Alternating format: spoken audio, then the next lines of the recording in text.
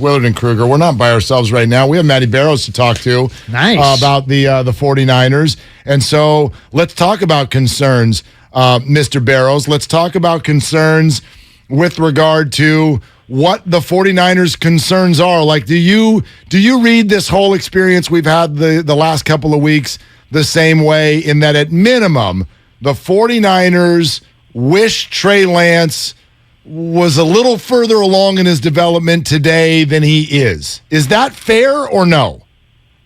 Oh, yeah. I think that's fair, but I don't think anybody is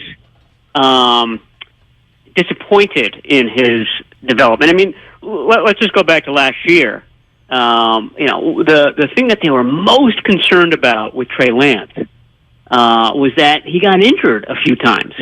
And that kind of, they had this grand plan, this beautiful plan for easing Trey Lance into the NFL, which is he spends an apprentice year behind Jimmy Garoppolo. He gets to learn, he gets to practice, he gets to run the scout team. Really smooth arc. It wasn't smooth because he had this finger injury in August, and then he had a knee injury in October.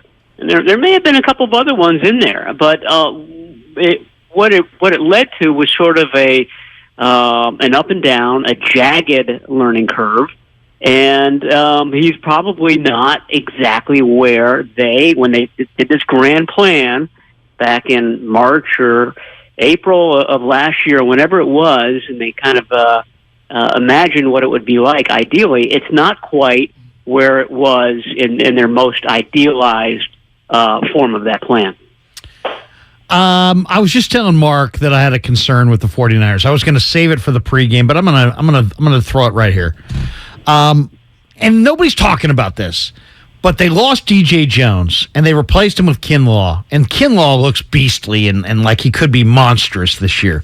But Jones was so good against the inside run that teams didn't even try it in the second half of games. How concerned are you, especially in a game like this against the Bears, that it may just be a lot of David Montgomery up the middle, and that they're going to get Kinlaw blocked, and when the Niners go to the Givens and the smaller players inside, that those guys get moved in the run game, and it's a lot of A-gap running for Chicago? Is that a concern? That's always been sort of the concern about the wide nine and how Chris Kasarik runs the system, and it was a critique when he was in Detroit, is that you have all these guys sort of aggressively springing off the line of scrimmage, but that's creating some big gaps in the middle. But you're right. I mean, it absolutely was not a concern at all last year. They were great against the run, and I think that has a lot to do with DJ Jones. But I also think it has a lot to do with the linebackers. That's really what they're doing. And this probably has been underreported, that this is one of the best, if not the best, linebacker groups in the NFL, led by Fred Warner. So I think that they're kind of covered a bit in that regard. I think you're right, though. I don't think that they did replace DJ Jones in any way, shape, or form. They do have Hassan Ridgeway. He's sort of their big run stuffer, but ideally, you're right. It's going to be Armstead and Kinlaw in the middle there. And, I know that third preseason game, they didn't game plan for it, this, that, and the other, but the Texans were kind of slicing through them early in that game. Dameon Pierce and that group looked pretty good, and I think it's easy to slough off. But you're right. If the first half looks like that third preseason game did, that's going to be a storyline. Matty Barrows with us, covering the 49ers forever right here on 95.7 The Game. Do you have a hoodie picked out, and how do you see potential rain affecting this game? Because that's what the weather report says right now, Matt. Oh, rain. Bring on the rain, I say. I mean, this is the team.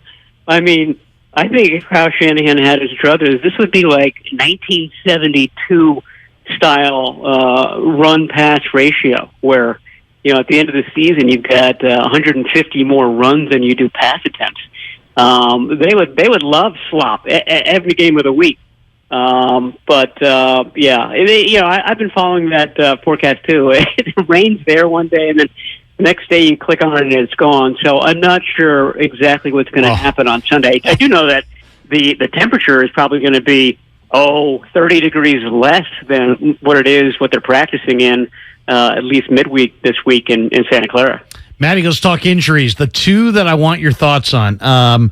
Is Mike McGlinchey a go at right tackle? If not, who steps in? Is it Moore? Is it McKivitz? And is Garoppolo going to be the number 2 quarterback, or is his injuries going to make Purdy the number 2 in Week 1? No, he's going to be the number 2 in Week 1. I mean, it's for him. The reason why he was practicing on a side field all those days wasn't so much that the injury was still healing. It was just to kind of get the stamina in that arm back up. And I think it's where it needs to be. Now, if he all of a sudden had to, start one game after another, I think that becomes a question mark. But they seem to kind of slough that off and say that everything was back to normal with Garoppolo. And as far as McGlinchey, we talked to him yesterday. The 49ers had an open locker room, and he said he was good to go. He had a little bit of a setback in training camp, this, that, and the other, but he, again, seemed to kind of slough that off. I don't think it's all that slough-offable. I mean, that's a knee, that's a part of his body that he's had consistent issues with. And remember, he had only played, I think it was 8 snaps in that preseason opener against the Packers, and he started to feel irritation in that knee. So that's a bit of a red flag. Can this guy who was bothered after 8 snaps play a 17-game season? We're talking 60 snaps a game. So if the answer is no, and he has to come out or he has to take a couple of games off, I think it would be certainly McKivitz to start the season. He's the swing tackle. I think it would be McKivitz who'd go in at either left or right if there was an issue with Williams or McGlinchey early on. I think he's decidedly further along than Jalen Moore. I think that they like Jalen Moore at the tackle more down the line, but Moore was injured quite a bit in training camp, and so he starts the season behind McKivitz when it comes to those tackles. Matty, I know what the depth chart says, but let's be honest, the depth chart's just a big old sheet of lies is what it is. So if Eli Mitchell needs a break, or if Eli Mitchell gets hurt, who's coming in next? Oh, I don't think there's any question that Jeff Wilson is coming in next. He's the veteran. He's the number 2 guy. They like how he runs. They're still getting Ty Davis-Price in gear. To me, the question is, I don't think anybody's expecting Elijah Mitchell to, like Mike McGlinchey. It's hard to imagine those guys making it through a full season given their injury histories.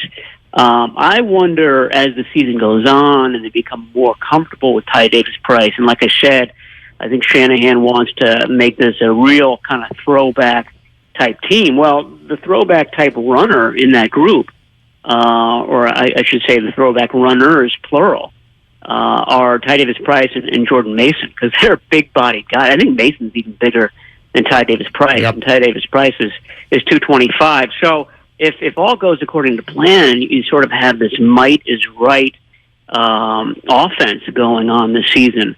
I think Wilson certainly meshes well with that. He might be 210, but he runs like a 230-pounder. But those other guys, they would take a lot out of a defense. And it would be the 49ers zigging where the rest of the league has zagged as far as fast, light defenses that are built to stop the pass. If the 49ers can do it, then, boy, all of that seems that blueprint that they've set up seems to be really, really smart. It's funny, off-season, it was a lot about, how good's the O-line going to be, how good's the secondary going to be, and now we still have that question coming into Week 1. I'm hearing great things about Nick Zakelj. Is Zakelj going to unseat Brendel and Brunskill at the center spot at some point early in this season? And then they're only carrying 3 safeties, Hufanga, Tarvarius Moore, and Odom. Moore, to me, takes bad angles pretty consistently. What are you hearing from them? Do you think it'll be Odom? Do you think it'll be Moore? There's not a lot of depth there. No, there's not. I mean, that's a problem area. My thought is that it's going to be Odom and Hufanga. And both of these are kind of rough and tumble guys. Both of these guys came into this league expecting to be special team stalwarts, and that's what they are, or certainly that's what Odom is. So I mean, they are good tacklers. They are instinctual. They don't have a lot of speed, so that's sort of the question mark. Are they going to kind of get burned on deep balls? Can they cover as much ground as the ideal safety net that the 49ers usually can? And I agree with you with Moore. I mean, he's the fastest of the group. He's the fastest defender, probably. But he's just not. He doesn't quite have the instincts that a Hufanga has. So, I mean, he's there.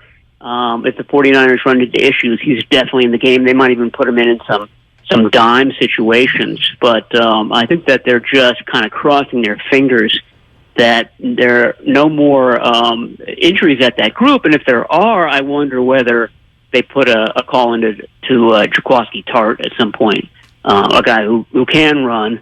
We saw that speed kind of saved the day in that Packers game when he came across the field and stopped a touchdown.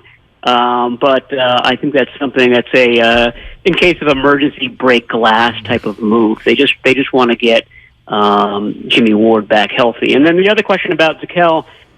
He told me yesterday that that practice was the first one where he started to take some real kind of snaps at center. I mean, my guess is that he was doing it for the scout team. But I think that shows that that's a position that they want this guy to play in the future. But I don't think it's early in the season that happens. Obviously, injuries would change that, but I think he's sort of a long-term project at that center spot. Matty Barrows getting ready to head to Chicago. When are you heading out? Heading out Saturday, yeah. I screwed it up. My UVA Cavaliers are playing Illinois on Saturday, I think at 1 p.m. And I get in at noon to Midway, Chicago. So even if I zip down, I'd probably only be able to see the second half. So that's it, guys. That's on me. That's just bad planning on my part. And you're a vet. You're a veteran. It's unlike you to make that kind of mistake. I shouldn't be making these mistakes at this point in my career. Would it be a little closer for you to just get to Wrigley Field, where the San Francisco Giants will be working on their 8-game win streak? I don't know. Is that possible? Yeah. That's possible, and Northwestern also is playing at home. So there are a lot of possibilities. All right. Well, good luck picking one of those. And Matty, thank you so much. All right, talk to you guys later.